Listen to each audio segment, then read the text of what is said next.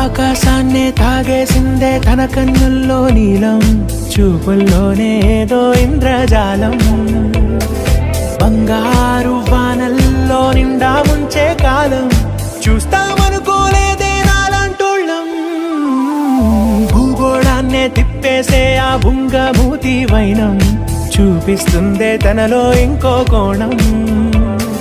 చంగావి చంపల్లో చెంగుమంటూ మౌనం, చూస్తూ చూస్తూ తీస్తూ ఉందే ప్రాణం. తను చేరిన ప్రతి చోటిలా చాలా చిత్రంగున్నదే, తనతో ఇలా ప్రతి జ్ఞాపకం ఛాయాచిత్రం అయినదే.